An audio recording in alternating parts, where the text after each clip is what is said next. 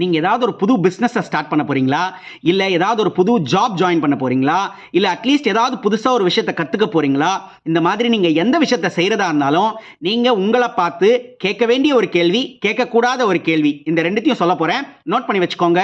Welcome to behind books and நான் உங்க Mahesh Kumar and நீங்க பார்த்துக்கிட்டு இருக்கிற இந்த series random content from the random books episode 9.